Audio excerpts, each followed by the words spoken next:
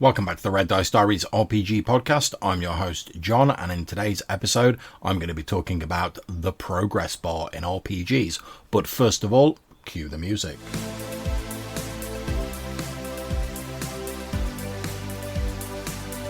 So, I recently received my Kickstarter copy of X-treme Dungeon Mastery 2nd edition, written by Tracy and Curtis Hickman. It's a very interesting book that is chock full of DM tips and hints for improving your games. Now, I've only just started reading it and haven't really delved into the meat of the book just yet. However, even at this early stage, there have been some bits that have stood out to me. One of these is the idea of a progress bar in D&D and other assorted TTRPGs. This is a concept that is well known in computer games, even going back to the really old games of my youth, when often you get a message when you either died or completed a game, although to be honest in my case it was normally died, telling you what your score was and encouraging you to go back and find those hidden areas and secret treasures that you might have missed along your way. In modern computer RPGs, there are often a series of markers that you complete along your way to accomplishing a quest or goal. By looking at these markers, and it's often easy to ascertain how near you are to accomplishing your overall objective within the game. X-treme Dungeon Mastery splits players into 3 different types, and these are the warrior, who unsurprisingly is mainly focused around killing monsters and bad guys, the bard, who really loves to throw themselves into the role-playing aspect of the hobby, explore the world and, really get lost and immersed in it, and the calculator, a person who likes to examine the odds, calculate their chance of success, track all of the equipment they're carrying in their inventory, have clearly defined goals and work towards them. And it's the third of these player types, the calculator, where the book mentions the progress bar, since this type of player often enjoys working towards a goal and feeling like they are making progress. It can become frustrating and boring for them if there are no indicators of this, because, rightly or wrongly, without indicators they sometimes assume that no progress is being made whatsoever. The book likens this experience to moving documents or installing a piece of software on a computer system, and I think that's a good analogy. After all, we've all been in those situations. For me, it's normally just post-notification of a new Windows update. When you're watching the progress bar tick up on your installation, you're sat there drumming your thumbs, waiting for it to get to 100% so you can actually start using your machine. Then suddenly the bar just seems to stop moving. If you're lucky, it's only for a little while, otherwise it can seem to be frozen for an eternity. We've probably all been gripped by that momentary confusion or indecision where we think, has my machine crashed? Do I restart it? Is that just going to make things worse? It's a really frustrating and annoying experience. Now, I would personally expand X-treme DM's progress bar analogy out to encompass all types of player, not just the ones more interested in working out the odds and discrete goals. Because let's face it, whilst there are many reasons we play D&D and other tabletop RPGs, to have fun with our friends, to socialise, to tell stories, hell, just to fling some dice, and I'm sure there are many, many more.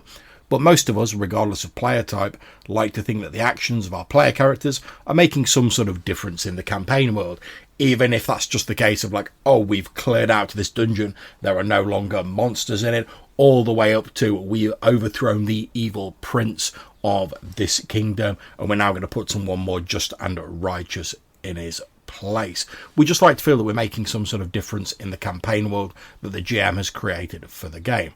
Now, I've talked about this before, but having consequences and repercussions for actions helps maintain the illusion that games take place in a real space. Now, obviously, there are quotations around the word real when I say that, because we all know it's fiction and a game, but we all suspend our disbelief for those precious few hours of game time that we get to spend exploring a fantasy world or futuristic vistas. One of the surefire ways to shatter this suspension of disbelief is for games to become repetitive or to seem like they are treading water with nothing changing or progressing in the campaign world. For example, let's say you've got a mountainous area to the north of your campaign world that you've decided is heavily infested with tribes of brutal, barbaric orcs. All the random encounter tables lean heavily towards encounters with orcs and other related creatures. Having a random encounter with a band of 3d6 orcs or whatever might work great the first few times the PCs decide to explore the mountains. However, If nothing changes, then the sense of progress and development is lost, and the game will start to feel samey and perhaps even a little stale after a while. If, however, after the first few encounters with orcs, you perhaps have the orc tribes step up their campaigns, or maybe start increasing the numbers of men in their patrols to prevent them from being so easily killed by adventurers, then it feels like the game world is progressing and there are consequences for the actions the PCs have taken. Now, most tabletop RPGs have a systemic progress bar built into them in the form of experience points. This might take the form of levels, as in D&D, skill points, or some other method. Whatever the method is, essentially it means that your character improves in some capacity the more they adventure. This is great, however, systemic progress can be a little dry and almost becomes something separate to what is going on in the game session itself. Now, some people love adding extra dots or abilities to their character sheet. I'm no stranger to that. And it's great when your PC finally gets that ability or skill you've been looking forward to. However, unless you're playing a game where your XP/advancement is tied directly to the actions taken in the session, and there are plenty of those out there, this advancement is almost a little mini-game unto itself. It doesn't have the same feeling as progress that you actually make in the game world itself.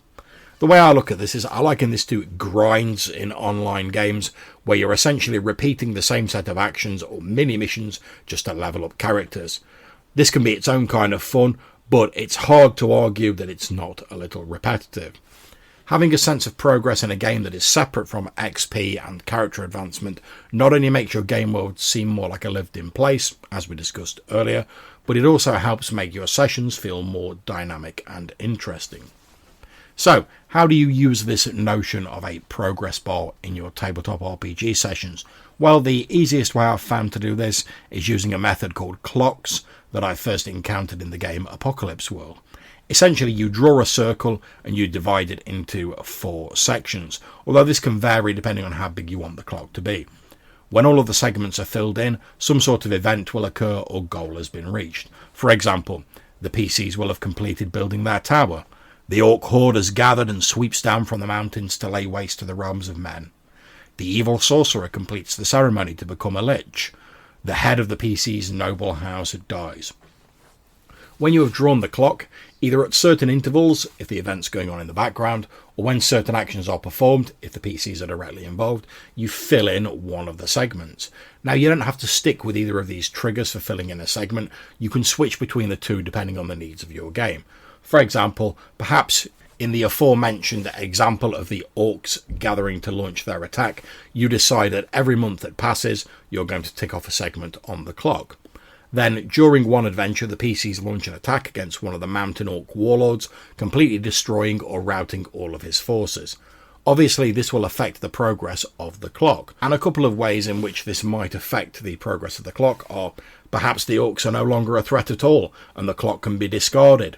Maybe set up a new clock representing problems with the remnants of the orc forces that has a completely different outcome should it be completed. Or perhaps the orcs are still a threat, but the loss of forces causes them to have to regroup and slowly rebuild their army. Maybe you now only fill in a segment every 3 months instead of every month to represent this slower build-up. Now, you don't have to make this clock visible to the players. You can keep it tucked in your notes, since perhaps you don't want them to know about the orc army build-up until they discover it in character. But if you can, having the clock visible to the players as it slowly gets filled in can not only create a sense of tension and urgency, but also it lets them know that things are going on in the background, whether they choose to interact with them or not. Another way I've seen this done really well is in the index card RPG. Essentially, in each scene in a game of ICRPG, you place a D4, the bigger and more visible the dice is the better, in the centre of the table with the 4 face showing. Each turn or round, you tick the dice down by 1, with the idea that once the simple timer reaches 0, something will occur to change the focus of or shake up the scene. The game specifically says that the players should be aware of this to create tension and help maintain a fast pace in the game, but it's also great for encouraging GMs to continually switch up their combats and scenes rather than allowing them to become stagnant and bogged down in minutiae. Okay, so we've talked about a couple of different methods that can be used to track progress and how they're useful to a game. However, none of this is much use if it's all going on behind the scenes and the players are unaware of it. This is an easy trap to fall into, and I'm sometimes guilty of it myself. One of the triggers, if you want to call it that, for creating this episode, in addition to reading the XDM book, was me thinking about ways to be more transparent with regards to events going on in my own Smoke and Snow OSE campaign.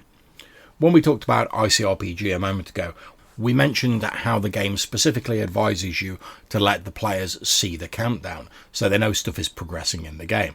Now that's great, but even if you're not using a countdown or a clock of any sort, there are still ways to let your players know that they are progressing, setting aside the acquisition of experience points and levels.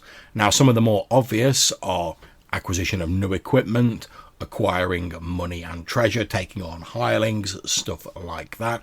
But equally there are other progress markers, if you want to call them that can also help reinforce the shared illusion of your game world. Perhaps a player character is knighted or given a title after accomplishing a noble deed. The title may come with lands or responsibilities that can add additional interest and challenges to the game going forward. The PC could earn the allegiance or the enmity of a notable NPC that can either turn up to help or hinder them in the future.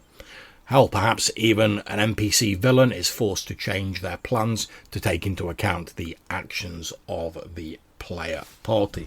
And the thing that's great about all of these signs of progress is that not only do they let the players know that their actions are having an effect in this game world and that things are moving on, but they also tie those player characters even closer and sort of embed them in your game world.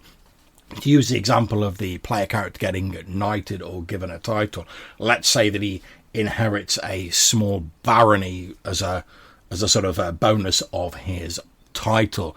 That then means that you've got to introduce that barony, or they've got to get to know the area. How do they govern it whilst how do they balance that with their sort of adventuring? If they ignore it and just go off adventuring, what is the response of the sort of the people who live in their barony, who are expecting to be protected by this player character? After all, they're paying their taxes and whatnot, so, expecting a little bit of protection isn't an unreasonable demand. And in fact, we've sort of got this situation going on in my Smoke and Snow OSE campaign at the moment, where Johannes's character, Weimar Lonegrove, has, through various events and things that have gone on in the game, become the Castellan of New Zealand, this town which has sort of sprung up from the village that they help found.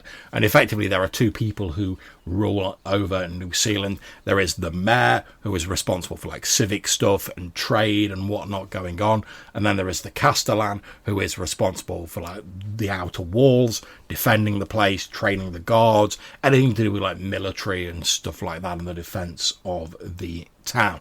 And those two are supposed to sort of work together, and by working together they have all of the bases covered.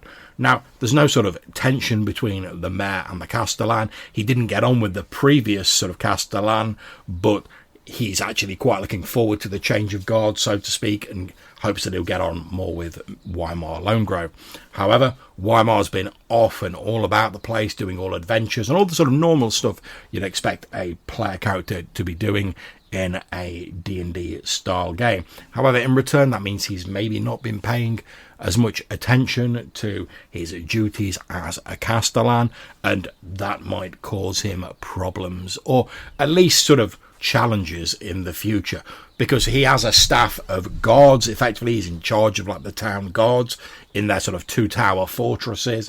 But what are those guards going to start thinking if, like, after a few months, like, the Castellan's not really done much? He's not even been sort of getting introduced to his men. He's not been sharing with a tower with them. He's not been sort of shouldering his responsibilities, so to speak. And I'm not sure how that's going to play out yet in the game, but we will see in future. But it's potentially more interest and more dynamism in the future of the campaign. And that's all because Johannes's character, by virtue of getting this title and the responsibility that goes with it, is now sort of tied more closely into the campaign world, and he has these responsibilities that he has to think about. So there we are. There's a few thoughts on how you can create a sense of progress in your RPGs and why it's a good thing to do so. We hope you've enjoyed this episode. If you'd like to get in touch with us, maybe tell us how you track progress and how you make that obvious that progress is being made to the players in your games, or maybe you'd like to chat about clocks or the ICRPG method of handling it, or anything else to do with tabletop RPGs, then you can get in touch with us a few different ways. You can drop us a voicemail message using either SpeakPipe or Anchor. There'll be a link in the description down below, or you can send us an email to rddrpgpodcast@gmail.com. We really do appreciate your calls, and who knows, you might be featured in a future podcast episode. So until we see you again, take care, stay safe, and whatever you're playing, have fun.